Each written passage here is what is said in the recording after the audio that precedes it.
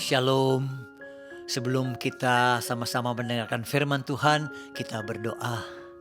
Segala puji syukur hanya bagimu ya Bapa. Biar pada saat ini kami mohon tuntunan Roh Kudus, urapi kami semua, yang bicara dan yang mendengar kami semuanya buka hati. Biar kuat kuasa Roh Kudus akan berbicara, dan lewat pemberitaan kebenaran firman-Mu, hati kami dipulihkan, hati kami diperbaharui. Kami sambut kebenaran firman-Mu dalam nama Tuhan Yesus. Amin. Ya. Damai di hati, renungan hari Jumat saat ini. Bersama-sama kita mau belajar. Ada satu ayat pemahaman yang sering kita baca, terambil di dalam Mazmur 49 ayat yang ke-21. Firman Tuhan bilang begini. Manusia, ada tanda koma. Sekali lagi, manusia yang dengan segala kegemilangannya tidak mempunyai pengertian boleh disamakan dengan hewan yang dibinasakan. Oh, manusia. Ya, ingat manusia diciptakan oleh Allah segambar serupa dengan Allah, imago Dei, serupa. Di dalam kata Ibrani disebut kata selem, di dalam kata Yunani disebut kata eikon. Kata selem, kata eikon itu artinya sifat-sifat Allah ada dalam manusia, ciptaan itu. Jadi sekali lagi ya, manusia kita semuanya. Dengan segala kegemilangannya hingga saat ini kita sudah terima kegemilangan yang datang dari Tuhan. Apa kegemilangannya? Banyak. Kegemilangan itu artinya luar biasa. Kegemilangannya itu artinya bukan main. Kegemilangan itu artinya kejayaan. Kegemilangan itu artinya kemasyuran dan berkat yang berkelimpahan, itu kegemilangan. Dan kita sudah terima saat ini. Katakan amin. Amin. Ya. Tapi ada catatan dalam pembacaan ini. Sudah mempunyai kegemilan, tapi tidak mempunyai pengertian. Oh, boleh disamakan dengan hewan yang dibinasakan. Jadi kalau kita orang percaya nggak berpengertian, boleh disamakan dengan binatang. Ya, jangan tersinggung. Ingat ada ungkapan bilang, jangan keberatan jika dikritik. Jika tidak benar, abaikan saja. Jika tidak adil, jangan tersinggung. Jika tidak beralasan, tersenyumlah. Jika terbukti, itu bukan kritik. Pelajarilah, oke? Ya. Pengertian. Yuk kita harus pengertian. Ada juga ungkapan bilang begini saudaraku. Tidak mengerti adalah satu perkara. Mengerti tidak belajar adalah lain perkara. Tidak mengerti tidak belajar sumber perkara. Sok tahu. Ya kan? Cuma tahu sedikit tapi ngomongnya gede. Nggak ada di sini, oke? Ya, lihat. Pengertian, kita harus mempunyai pengertian. Apa pengertian? Standarnya adalah Kamus Bahasa Indonesia. Pengertian saya catat di sini adalah begini.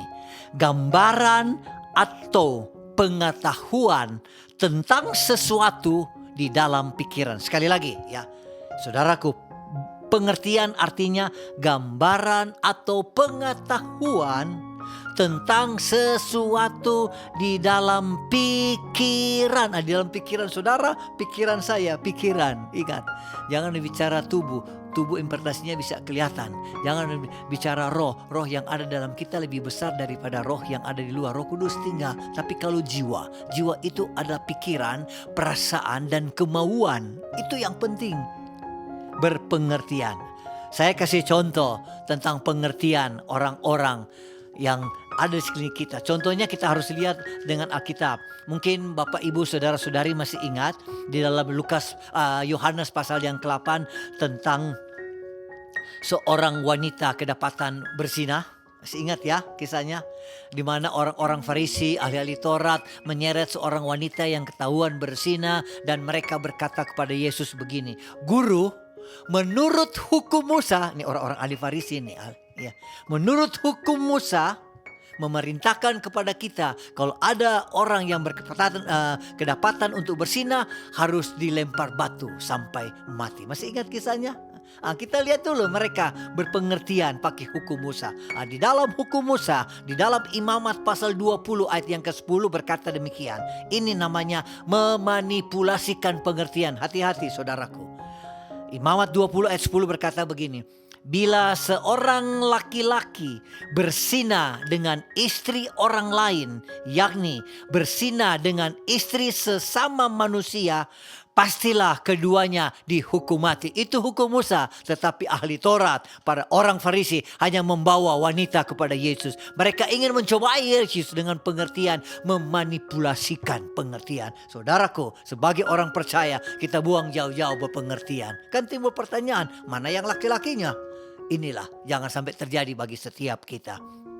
Sebab itu pembacaan kita, renungan kita sederhana berbicara dengan pengertian. Apa pengertian? Adalah gambaran atau pengetahuan tentang apa yang ada dalam pikiran. Apa ada dalam pikiranmu? Apa dalam pikiranku? Ingat saudaraku, orang yang berpikiran hebat selalu menceritakan tentang ide-ide.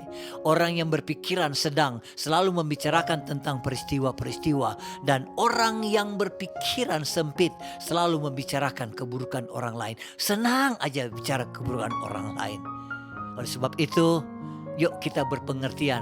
Mohon tuntunan Roh Kudus. Bagaimana cara mempertajam pengertian? Kembali ada satu ayat yang harus kita belajar. Nasihat Rasul Paulus kepada anak rohaninya, anak didiknya yang bernama Titus. Saya baca, perhatikan. Mempertajam pengertian di dalam Tuhan. Titus pasal 2 ayat yang ke-12 bilang begini.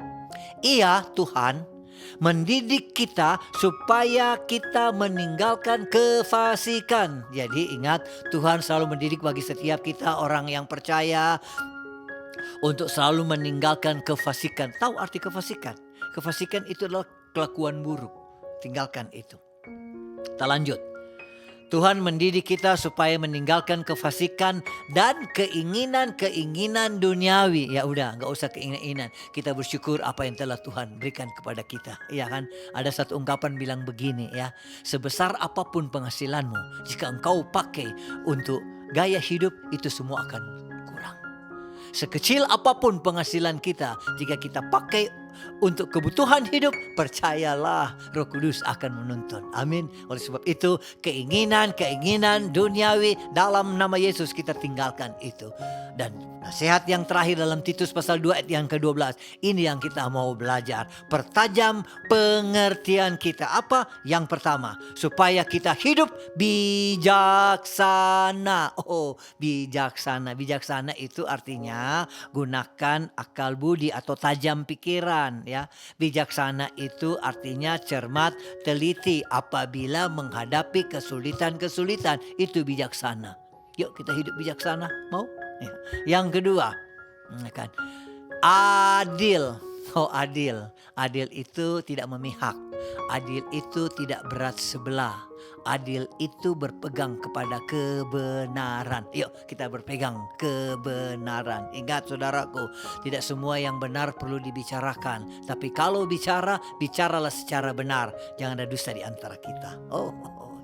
Dan yang terakhir dikatakan, beribadalah di dalam dunia ini. Oh, beribadah dalam dunia sekarang ini. Kita beribadah. Apa beribadah? Beribadah menyatakan bakti kepada Allah. Apa beribadah? Menyatakan aku adalah orang berdosa. Ingat saudara begini, kita ini adalah orang berdosa. Orang berdosa yang sudah bertobat. Dan orang yang bertobat itu adalah orang yang sudah berubah. Dan orang yang sudah berubah itu adalah orang yang siap menjadi alat perubahan bagi sesama. Kalau ada yang kurang, kita harus tegur. Kita mengingatkan. Oke, yuk itu namanya beribadah. Ada kebersamaan.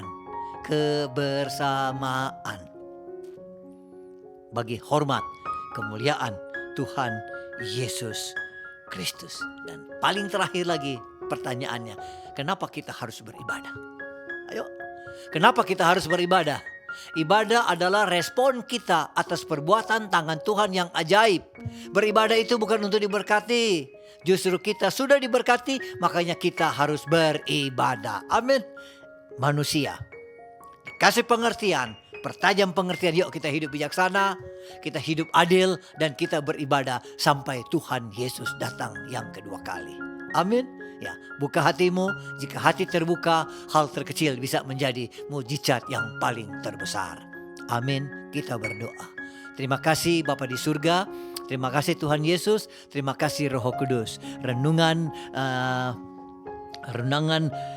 hari Jumat yang sederhana saat ini, biar kuat kuasa Roh Kudus memberikan kekuatan dan kami bisa menikmati, dan kami berkata hanya bersama dengan Yesus kami kuat menanggung segala perkara. Terima kasih Bapa, dalam nama Yesus. Haleluya. Amin.